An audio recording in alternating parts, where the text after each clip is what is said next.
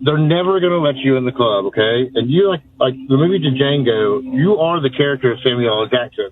I don't know the exact like terminology, but like not Uncle Tom, but like Uncle Tommy, or like you were a complete sellout. First of all, it sounded like that was a non-black person telling me that. So as a Democrat, that sounds pretty racial and pretty divisive. Next, it's very interesting that I, again, would be called names or be compared to fictional characters because of who I choose to support. Again, these people who are calling and making these derogatory statements about me, who I choose to support, are denying the fact that, again, who are you to tell me that my personal experience is invalid? I think that that's something that a lot of Democrats need to look within, because how have you tried? Kamala Harris is in office right now and has not tried to do anything about the border, has not tried to not tax people on tips, and has not tried to do anything about our failing education system. So everything that she's promising she can do for you on day one, she could do right now, but she's not trying to. So that's something to, for some Dems to take home. So are you telling me that with all the black wealth that exists here in Atlanta, with all the black millionaires that live here in Atlanta, why in the world do 92% of APS students are illiterate?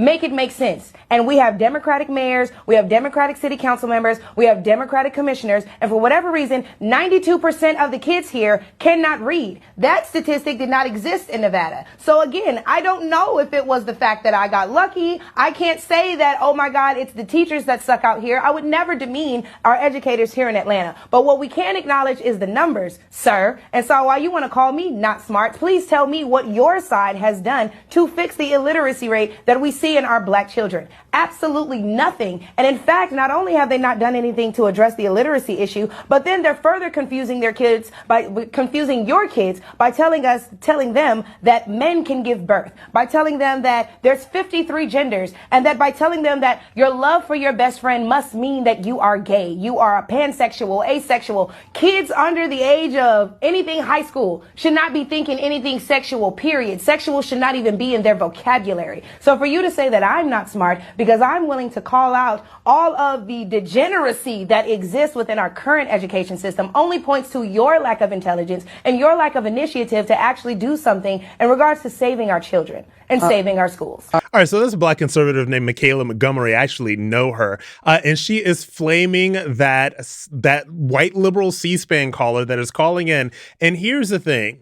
With a lot of the black conservatives, we get called all kinds of names, and a lot of these come from white liberals. You're Coon, you're Uncle Tom, you're Stephen from Django, you're sellout.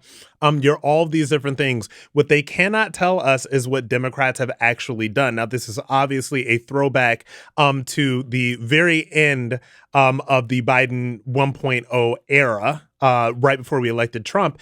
And there was a lot of conversation about what black people were going to do in this last election. Obviously, a lot more black men than before went for Trump, hence who is our president right now.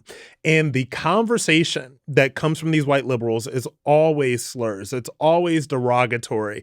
Nobody ever wants to talk about the issues. And as you saw in that segment, she had a very firm grasp of the issues, particularly with the public education system, and she used that grasp of the issues to absolutely take that caller to school. I have done that show before. It's Washington Journal and C-SPAN. It's a great show. It's a show where people actually call in, obviously, and, I had a moment, I think it was in 21, 22, when somebody called in and said some crazy stuff to me too. So to these people, I want to ask them truly, to these white liberals who make it their point in their entire identity to demean, to denigrate, to bully, and to belittle black conservatives, I really want to know what black Democrats have actually done for black people, in particular in the public education system.